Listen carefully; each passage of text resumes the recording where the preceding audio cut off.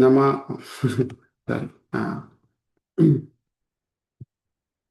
ॐ नमो भगवते वासुदेवाय। ॐ नमो भगवते वासुदेवाय। ॐ नमो भगवते वासुदेवाय। नारायणं नमस्कृत्य नरं चैव नरोत्तमं देवीं सरस्वतीं व्यासं ततो जयम् उदीरयेत्। नष्टप्रायेषु अभद्रेषु नित्यं भागवत सेवया भगवते उत्तम श्लोके भक्तिर्भवति नैष्टकी। Hare Krishna Prabhuji and Mataji. Thank you so much for joining today's Srimad Bhagavatam class. So let me share my screen.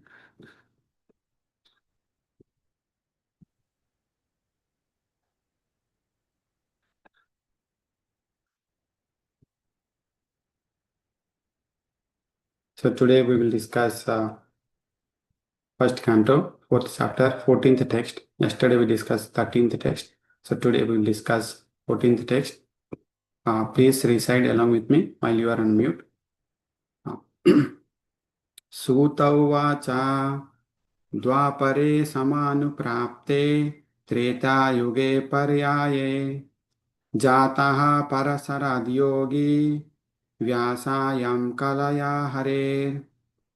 सूत उवाच द्वापरे समानुप्राप्ते त्रेतायुगे पर्याये जातः परशराद्योगी व्यासायं कलया हरेर्। सूत उवाच द्वापरे समानुप्राप्ते त्रेतायुगे पर्याये जातः परशराद्योगी व्यासायं कलया हरेर्। What word meaning? Sutaha, Sut Goswami, Uvacha, said, Dwapare, in the second millennium, Samanuprapte, on the advent of Treta, Tretaye, third Yuga, millennium, Paryaye, in the place of Jataha, was begotten, Parasarat, by Parasara, Yogi, the great sage, Vyasayam, in the womb of the daughter of Vasu, Kalaya, in the plenary portion, Hare, on the of the personality of Godhead. Translation and purport given by Srila Prabhupada. Srila Prabhupada ki Jai. So translation, Sutta Goswami said, when the second millennium overlapped the third, the great sage Vyasadeva was born to Parasara in the womb of Satyavati, the daughter of Vasu. Purport. There is a chronological order of the four millenniums, namely Satya, Dwapara, Treta, and Kali. But sometimes there is overlapping. During the regime of Vaivashtata Manu, there was an overlapping of the 28th round of the four millenniums, and the third millennium third millennium appear prior to the second. In that particular millennium, Lord Sri Krishna also descends, and because of this, there was some particular alteration. The mother of the great sage was Satyavati, the daughter of the Vasu fisherman, and the father was the great Parasara Muni. This is the history of Vyasadev's birth. Every millennium is divided into three periods, and each period is called a Sandhya. Vyasadeva appeared in the third Sandhya of that particular age. So thank you so much, Prabhuji and Mataji, for joining today's Srimad Bhagavatam class once again. So we'll start the discussion. ॐ अज्ञानतिमिरन्धस्य ज्ञानाञ्जनशलाकया चक्षुरुन्मिलितं येन तस्मै श्रीगुरवे नमः। नमो ॐ विष्णुपादाय कृष्णप्रेष्ठाय भूतले श्रीमते भक्तिवेदान्त स्वामिनेति नामिने। नमस्ते सरस्वते देवे गौरवाणी प्रचारिणे निर्विशेषा शून्यवादी पाश्चात्य देशतारिणे। जय श्री कृष्ण चैतन्य प्रभु नित्यानंद, श्री अद्वैत गदाधर श्रीवासादि गौर भक्तवृंद। हरे कृष्णा कृष्णा कृष्णा हरे हरे, हरे Ram Ram Ram Hare Hare. Let me share my screen again. So, in this text, we are going to discuss about the Vasudeva. This text explains the birth of Vasudeva. The mother of the great sage was Satyavati, and the daughter of a Vasu fisherman, and the father was a great Parasara Muni. That is the history of Vasudeva birth. So every millennium is divided into three periods, and each period is called a Sandhya. Vasudeva appeared in the third Sandhya of this particular age. So this entire chapter of actually fourth chapter, actually they started with glorifications of so all the Saunakadi Munis, they were asking various questions and glorifying Vyasadeva, and they glorified Saunakadi Munis, they glorified Sukadeva Goswami, glorified Parikshit Maharaj, and also glorified Suta Goswami in the previous text we discussed. And they asked multiple questions. What is the purpose of uh, uh, about Parikshit Maharaj? They wanted to know the Parikshit Maharaj and why he has renounced everything. And also they asked a question in the third text of this chapter. In what the question is, in what period and at what place was this first began? Like in what period and in what place this Bhagavatam, Srimad Bhagavatam was begun, and why was this taken up? And from where did Krishna Dwapayana Vyasa, the great sage, get the inspiration to compile the literature? So this is the question asked by Saunakadi Rishis. And they asked other questions also related to Sukadeva Goswami. They wanted to know more about him. So after hearing all the questions, so Suta Goswami started explaining the katha. So the actual katha of Bhagavatam, it starts from here from here. So so once Parasara Muni was traveling, so Munis generally they don't stay at a in a particular place for a long time. So they will build a small hut and they will stay for a little time, and they will move from one place to another place because they are completely renounced. They are not attached for the economical development, and they are not interested in increasing the comforts of their life. They are not interested. They are completely involved in understanding the Vedas and studying the Vedas and then spreading the knowledge for the people in general. So when he was traveling, when Parasara Muni was traveling, he saw the daughter of a fisherman. Her name was Satyavati. And Satyavati, she was extremely beautiful and talented or qualified. So by seeing her, he thought like the child born of this woman would be a great personality, and therefore with his mystic power, he fathered in the womb of Satyavati a son. So they did not marry. Both Satyavati and Parasaramuni, they did not marry, but the child was born out of these two, a great personality. We know the incarnation of Godhead we discussed in the previous chapter.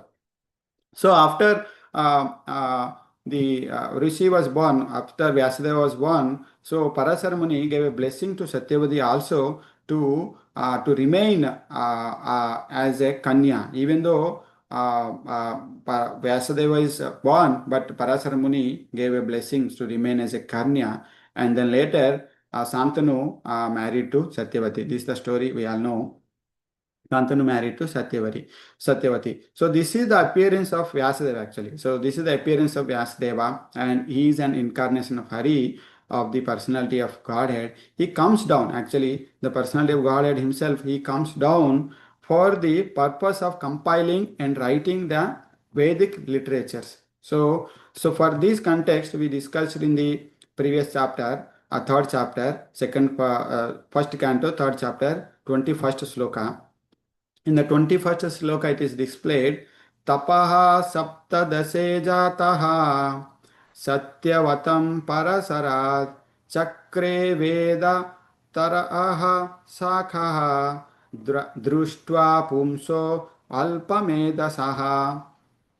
So he comes down for the purpose of compiling and writing the Vedas. So in this 21st sloka of third chapter, it is mentioned Tataha Saptadese Jataha. So that means the Vyasadeva is the 17th incarnation of Godhead. So before there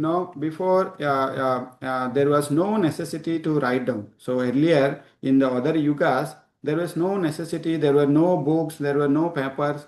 I mean, these kind of literature, literatures were not there because people's memory that time, people they were highly intelligent. Their memory power is very high. They would not forget generally. So whatever they hear, they remember. So all the olden sages we all know, like all the Brahmanas or all the people in general, they go to Gurukul, they learn the language, they learn the philosophy, they learn all the Sanskrit, everything about God consciousness and other philosophy from the gurus, from his mouth only. But they will not, there are no books and all those things. They hear simply. So, but in the Kali Yuga, the Vyasadeva observed that people are short-lived and unfortunate. They are poor in memory. So we also discuss these are Kali Yuga symptoms, Manda Buddhi, Manda Bhagyo. That's why uh, Vyasadeva noticed Alpa Medasaha. Kali Yuga people are Alpa Medasaha, very less intelligent in terms of spiritual knowledge. Therefore, it is necessary to write down the Vedas in order to protect the culture, and to give the people a chance to go back home, back to Godhead.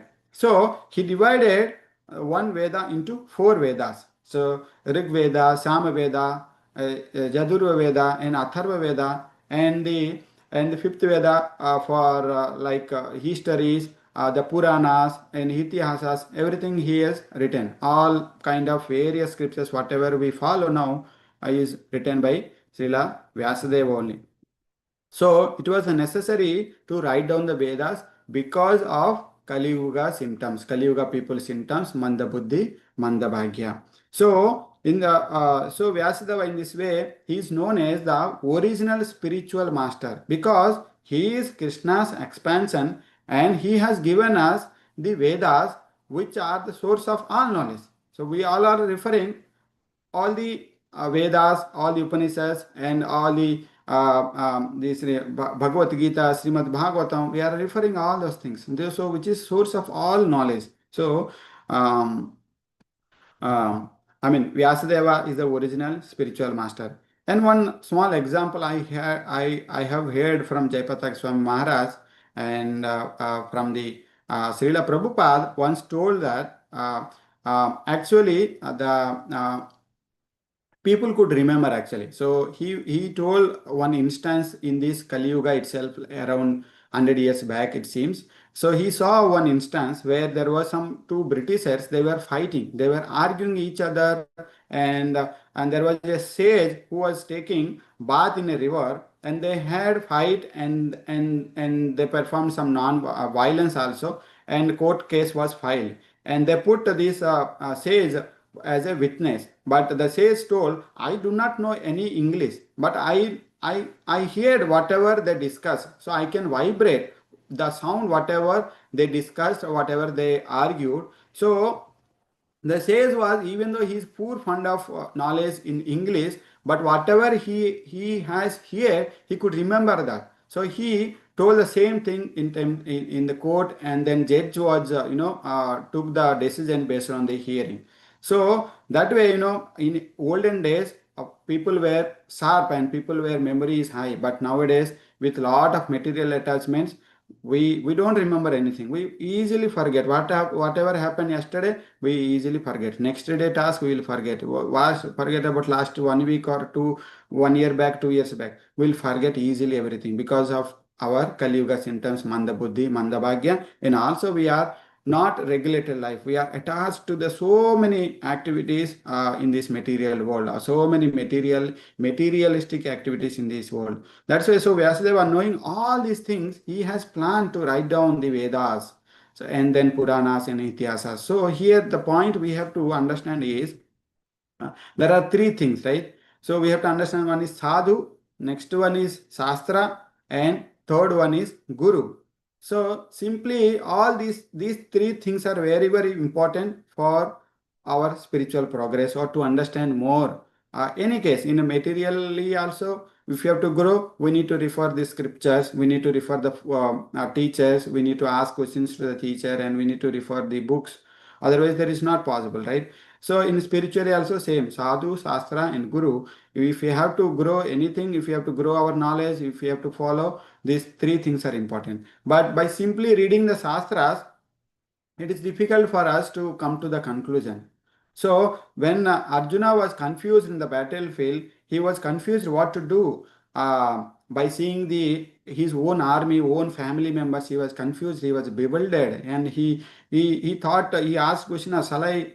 He asked question to Krishna, "Shall I fight or renounce? What is the best for me? Please guide me." He was confused, so he took a shelter. He surrendered to Krishna and Guru. So that is the reason Guru's importance is very much is required, because if without Guru we cannot progress, we cannot understand more on our own philosophy. So that's why we need a spiritual master who is actually like Krishna, from the bona fide or expansions of Krishna or representative of Krishna. We need to follow that kind of Guru, not other Gurus.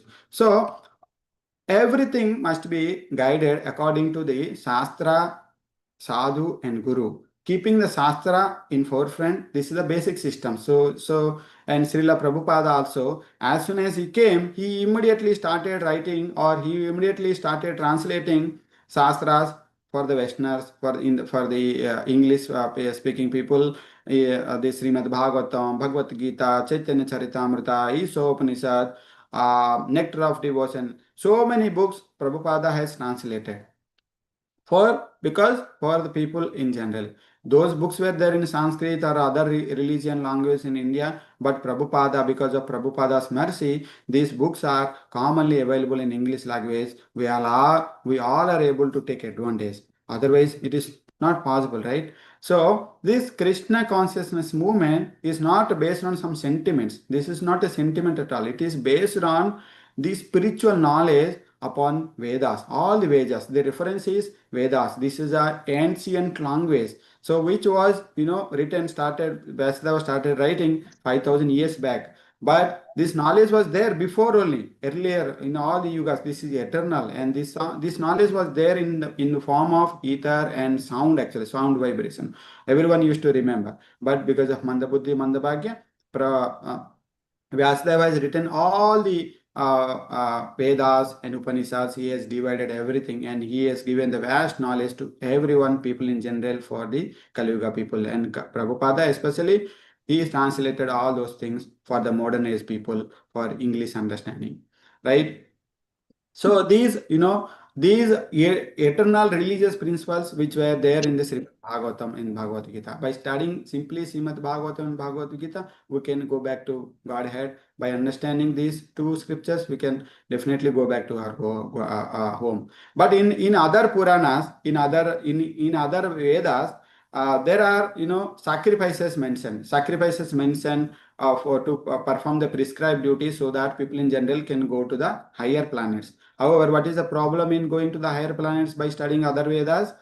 Other higher planets, Krishna mentioned in the Bhagavad Gita, Abrahma Bhuvanala Loka Punaravartita Arjuna.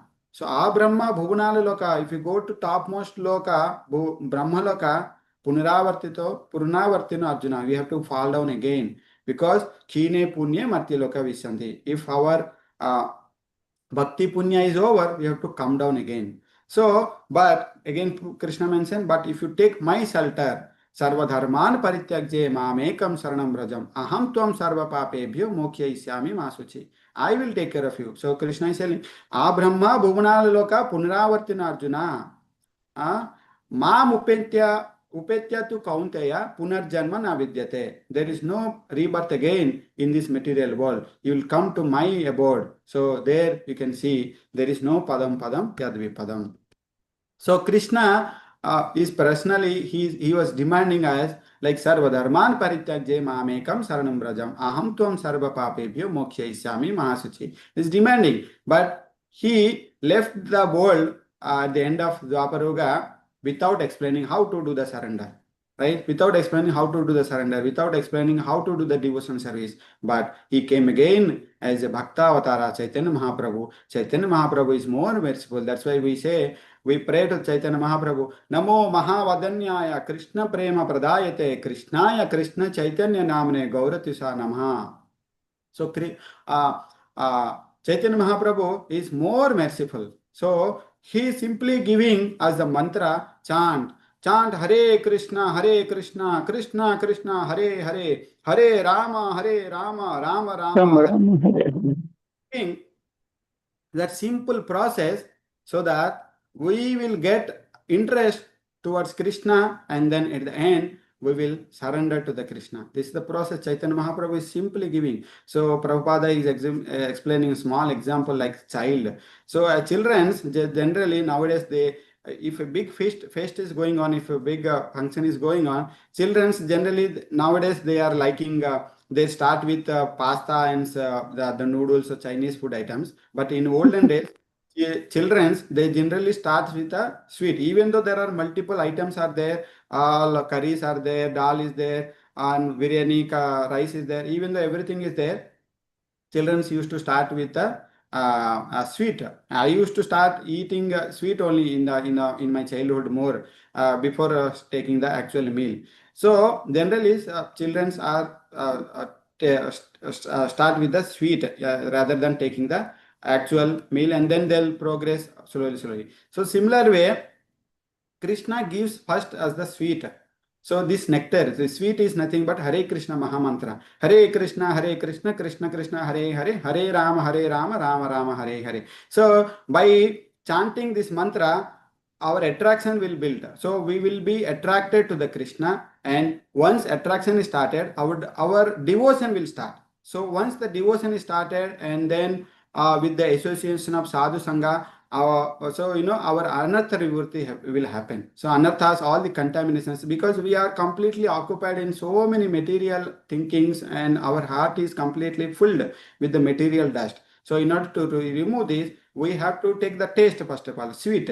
So sweet is nothing but Hare Krishna Mahamantra. So by keep on chanting, we will taste the entire food. We can start developing the Krishna consciousness, we can start developing the Krishna bhakti, and then Anatharivrutti. And after that, once all these things are gone, and then we can get permanently situated in the nectar of devotion. But base is the sweet. Sweet is nothing but Hare Krishna Mahamantra. So like in adults also, if the big feast is going on, if someone asks us to choose on our own, so we'll pick little, and then whatever the food is more tasty, we will take more again and again, 2 rounds, 3 rounds, third rounds, something like that. Whatever, if we like, then we will choose it. So the taste is Hare Krishna Mahamantra. So the Chaitanya Mahaprabhu is more kind. That's why he gave this sweet to everyone very easily, and then he did not write any literatures. All he preached and all he gave Krishna bhakti and Krishna love, how to love. And he only wrote 8 slokas, that is 6 astakam. Out of that, first one is the Cheto Darpana Marjanam, Hare Krishna Mahamantra. And then he ordered all his associates, Rupa Goswami, Sanatana Goswami, Jiva Goswami, other Goswamis, to write the literatures, and all other Goswamis, Srivasa Acharya and other Goswamis, he has advised them, ordered them to preach all over the world. So this is the great opportunity for all of us in this Krishna consciousness movement. This Krishna consciousness movement, worldwide, this preaching movement is going on. So this preaching movement, the pastimes of Chaitanya Mahaprabhu, because Chaitanya Mahaprabhu traveled all over the world. Chaitanya Mahaprabhu traveled the entire South India to preach Krishna consciousness, to teach people how to do Krishna bhakti. So the ISKCON is exactly following the same Chaitanya Mahaprabhu's pastimes, and preaching is going on everywhere. The spiritual master, we should be very proud of our spiritual masters and previous acharyas. So they made us this path very easy by writing all the books in English language, for a better understanding and very easy language. So by their mercy, all the spiritual masters, previous acharyas, they lifted us.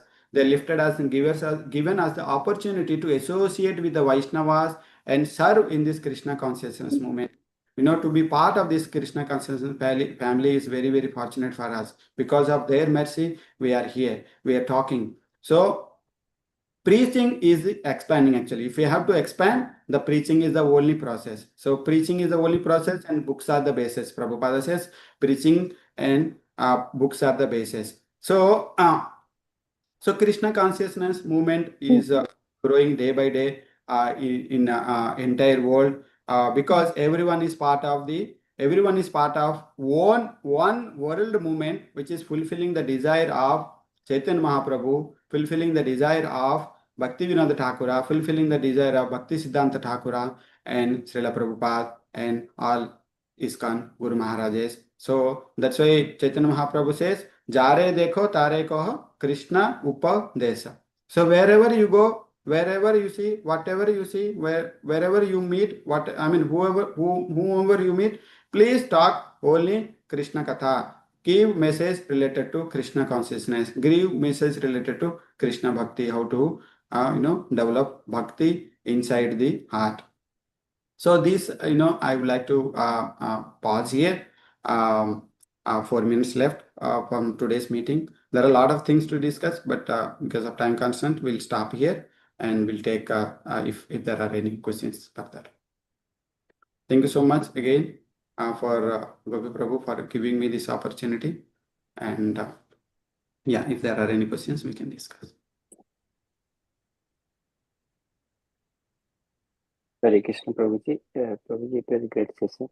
Prabhuji, I have a question. In the translation and purport, it has been mentioned Vasudeva appeared in the when the second and third millennium overlapped, something like that. That means he appeared in Treta Yuga, which No, is he second appeared in millennium, and Dwapar Yuga. He has appeared in the Dwapar. so the beginning of the Dwapar Yuga, when the Treta was ending, is it true understanding? Yes, Prabhu. Okay, so if that's the case, then Vasudeva was alive throughout the Dwapara Yuga till the end of Kali Yuga because he was present in Namesaranya as well when Suta Goswami was giving the Srimad Bhagavatam knowledge to all Sanokadi Muni. Right? So he was alive for whole Dwapara Yuga. If you can put some lights on that, that together. I would like to take Kalindi Mataji's help. I think Hare Krishna. Can you please repeat, Prabhuji? I could not hear completely. Hare Krishna Mataji, Pranam Mataji. Hare Krishna, Pranam. Mataji, in the translation and purport, it is mentioned like Vasudeva appeared when the second millennium overlapped the third millennium. That means second millennium is Treta and third is Dwapara. Correct. So when Treta was ending and Dwapara is starting, that time he appeared as per my understanding from the translation.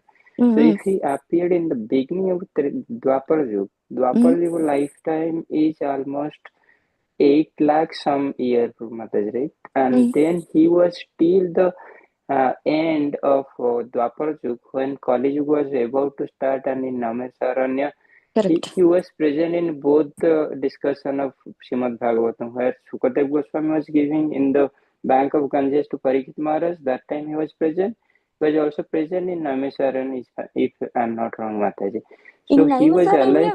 Vyasadeva is not there, right? Where it is mentioned in Naimisaranya, Vyasadeva is there. Okay, maybe my understanding is wrong, but he was still when Parikshit Maharaj was hearing from. Yeah, he was there. So that means he was alive almost throughout the Dwapara Yuga. Correct. The sages are eternal, means they were there for 2-3 millenniums also. If you see Parashurama is also Satya Avatara incarnation. He was there both in Treta Yuga and Dwapara Yuga. Understood, Mataji. And another question, Mataji, I have in the purport, it was mentioned in the last line, basically. Uh,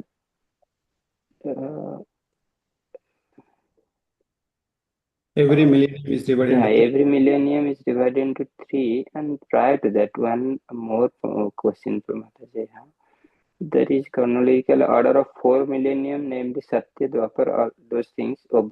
There is overlapping. During the there was a overlapping of the 28th round of 4 millennium, and the third millennium appeared prior to the second millennium. This is something I am not able to get, Mataji. Yes, every time Treta Yuga will not come as the second millennium. So only in this millennium, Treta Yuga is the second and Dwapar Yuga is the third. Usually Dwapar Yuga is the second. Dwa means second, 2, right? Tra means 3. So usually Dwapar Yuga used to come second and Treta Yuga used to come third. Only in this millennium it is reversed. Because there is a purpose, Dwapar Yuga, Krishna has to appear and deliver Jaya Vizya permanently. Okay, understood. So that means whenever sometimes Lord Ram appears after the Krishna avatar, like Dwapara comes first and Treta comes later. No, not like that. Why? Because Lord Krishna appears only one time in the day of Brahma. So in every Dwapar Yuga, Krishna won't appear. Out of 1,000 Dwapar Yugas, only one Dwapar Yuga Krishna comes. Correct, so remaining, his expansion will come, some other incarnation will come. Okay, and Treta Yuga, all Treta Yuga, Lord Ram appears. Mataji, Not necessarily that Not also, necessary. Prabhuji. It can be directly Lord Ramchandra or it can be his incarnation, anything, according to the need. Dharma Sasthapanabhaya. However, the need. Got it. So only once in 1,000 cycle, like when Lord Krishna appears, that but time, there was no rule mentioned for Lord Rama. Lord Rama may appear or may not appear according to the need. But Krishna is mentioned. And even Chaitanya Mahaprabhu is mentioned like that. After Krishna appears, Chaitanya Mahaprabhu appears. Okay, Mataji. But the chronological order of Dwapara and Treta, it exchanges when Lord Krishna appears, but other cycle, it is Dwapara first, then Treta. Correct. Is that okay? That's right. Okay. Thank you, Mataji. It's clear. Thank you. Thank you, Mataji. So, and also I have heard one more reason for the swap. So actually Lord can do anything. So based on his desire, I hear like the Ahalya, when Ahalya was cursed by Gautam Muni, and then for the to free the Ahalya, Gautam Muni advised like Rama will appear in the Treta Yuga. This Ahalya story happened in Satya Yuga, and so, and the Ahalya will be freed as per the curse in the Treta Yuga. But Satya Yuga, Treta Yuga means there is a lot of gap, right? Huge time is required for Ahalya to back to his original position. So, she prayed to the Lord, Vishnu and Krishna. So, to fulfill Ahalya Mataji's desire, Krishna has swapped this Yuga so that Mataji can be freed as soon as possible. And also there is a couple of more reasons are also mentioned I have here. To reduce the time gap also, because Krishna appears in the Dwapar Yuga and immediately in the Kali Yuga Chaitanya Mahaprabhu came, right? So to reduce the time gap, and otherwise people will forget all the Krishna Leelas and pastimes of Vrindavana, everything they will forget, right? So to reduce the time gap so that the memory and intensity of Krishna's pastimes in Vrindavana would remain fresh in the people's mind. When Chaitanya Mahaprabhu appeared to teach the love of Vrindavana, people would be more receptive. Otherwise, they will forget everything, right? So these are the couple of more things I have heard from the previous other lectures from ISKCON, Mataji and Prabhuji. Thank you, Prabhu. Hare Krishna Prabhuji. So Chaitanya Mahaprabhu, we are like all Gaudiya Vaishnava devotees are treating like Chaitanya Mahaprabhu as Supreme Personality of Godhead, but some places like we are referring like he is equivalent to Ramanujacharya, Adi Shankaracharya as like spiritual guru. So how can we see like this statement? Other acharyas are also, other scholars are also, they are considering Chaitanya Mahaprabhu as incarnation only Prabhu. Like, the yoga system. So whatever we are doing, I forget is that Prabhu name. But in the end, he mentioned, he recommended to follow the Chaitanya Mahaprabhu, Chaitanya Charitamrita in order to develop the bhakti or how to do the Krishna bhakti,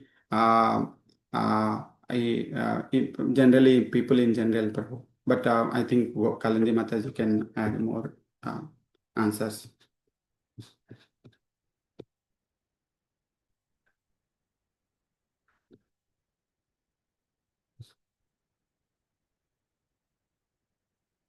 Mataji? Hare Krishna Prabhu. Yes, sir. According to scriptures, he is Sri Krishna Chaitanya Radha Krishna Nahi Anya. Balram Hoile Nitai. Nowhere it is mentioned that he is an Acharya. Acharya position is different, Krishna's position is different. There is no difference between Krishna and Chaitanya Mahaprabhu. Just he mood is Srimati Radharani's mood, but he is Krishna himself. There is no doubt in it. But others, they may not accept, or they might have some other reason, but this is the fact. And the symbols of on his lotus feet, and so many Shastric references are there. Vayu Purana, he comes as the Sachi Sutta, he comes as the son of Mother Sachi, and in the Navadvip Dhama, and he comes in the Sannyasa, he accepts Sannyasa Asrama, and Yagne Sanketanak Prayer Yajantihi Sumedasaha. He performs Sanketan Yajna. Only Medas, Sumedhas, very intelligent people can understand his incarnation. These are all the evidences. Is that okay, Prabhuji? Okay, thank you, Mataji. So, Mataji, I have one follow-up question, maybe not follow-up question. So, Venkateswara Swami also having our tilaka, right? Not having like tulasi, but and we are treating that like the tilaka with Swami Pada and tulasi leaf, right? So, how can we understand that like Pada on, like it's not Pada, definitely whatever it is we are seeing on the Venkateswara Swami, right? On the hair. So what is that and how can we describe like two of them? Like what we are wearing, it is Pada and Tulasi, but Venkateswara Swami, what he is wearing it. Actually, they treat as Dhamma. Dhamma through Lakshmi. The Sri Vaishnava Sampradaya, if you see the red line in between, represents Mother Lakshmi ji. So the tilak represents the Dhamma. They want to attain. Dhamma is not different from Lord Narayana. And when Lord wears the tilak, it is that he is accompanying with his Dhamma and Mother Lakshmi always with him. And devotees treat that as the Narayana or abode of Narayana that they approach through Mother Lakshmi. So Mata, so our understanding is like, so we need to treat as Pada only, and for whatever Our like God sampradaya, is. our sampradaya is that only. Our sampradaya, we treat that as Lord and lotus leaf. Okay, Mataji. Thank you. It's already late, but I have one question. Maybe I'll ask tomorrow. It's related to Vedas and maybe 719. So. Okay. Okay. We will pause here because it's already 7:10. We will chant the prayers to Lord Narasimhadeva for the protection of all the devotees of ISKCON Somerset and all over the world. उग्रं वीरं महाविष्णुं ज्वलन्तं सर्वतोमुखम् भद्रं मृत्युं नमाम्यहम् उग्रं वीरं महाविष्णुं ज्वलन्तं सर्वतोमुखम् नरसिंहं भीषणं भद्रं मृत्युं नमाम्यहम् महाविष्णुं ज्वलन्तं सर्वतोमुखम् नरसिंहं भीषणं भद्रं मृत्युं नमाम्यहम् Narsimha Bhagavan ki jai, Prahlad Maharaj ki jai. Let's offer our humble obeisances to all the assembled Vaishnavas. Pancha kalpatarubhyascha kripa sindhubhya eva cha patitanam pavanebhyo Vaishnavebhyo namo namaha. Anantakoti Vaishnav Vrinda ki jai. Let's chant together congregationally, which is the Yuga Dharma of this Kali Yuga. Hare Krishna, Krishna Krishna, Hare Hare. Hare Rama, Rama Rama, Hare Hare. Hare Krishna, Krishna Krishna, Hare Hare. Hare Rama, Rama Rama, Hare Hare.